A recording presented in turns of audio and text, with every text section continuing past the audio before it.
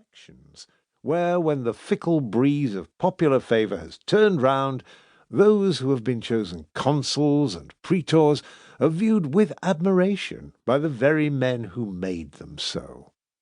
That we should all approve and disapprove of the same things is the end of every decision which is given according to the voice of the majority. When we are considering a happy life, you cannot answer me as though after an election. This view has most supporters, because for that very reason it is the worse of the two. Matters do not stand so well with mankind that the majority should prefer the better course. The more people do a thing, the worse it is likely to be. Let us therefore inquire, not what is most commonly done, but what is best for us to do, and what will establish us in the possession of undying happiness, not what is approved of by the crowd, the worst possible exponents of truth. By the crowd, I mean both those who wear woolen cloaks and those who wear crowns, for I do not regard the colour of the clothes with which they are covered. I do not trust my eyes to tell me what a man is. I have a better and more trustworthy light, by which I can distinguish what is true from what is false. Let the mind find out what is good for the mind. If a man ever allows his mind some breathing space, and has leisure for communing with himself, what truths he will confess to himself, after having been put to the torture by his own self! He will say, "Whatever I have done so far, I wish was undone. When I think over what I have said, I envy dumb people. Whatever I have longed for seems to have been what my enemies would pray might befall me. Good heavens! How far more endurable what I have feared seems to be than what I have lusted after.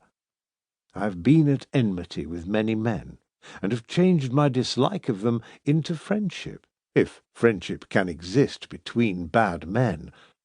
Yet I have not yet become reconciled to myself. I have striven with all my strength to raise myself above the common herd, and to make myself remarkable for some talent. What have I effected, save to make myself a mark for the arrows of my enemies, and show those who hate me where to wound me? Do you see those who praise your eloquence, who covet your wealth, who court your favour, or who vaunt your power?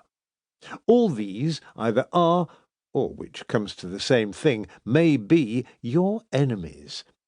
The number of those who envy you is as great as that of those who admire you. Why do I not rather seek for some good thing which I can use and feel, not one which I can show?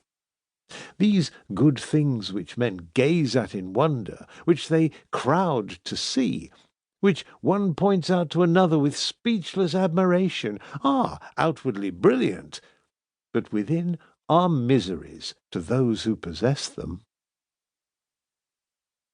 Let us seek some blessing which does not merely look fine, but is sound and good throughout, and most beautiful in the parts which are least visible.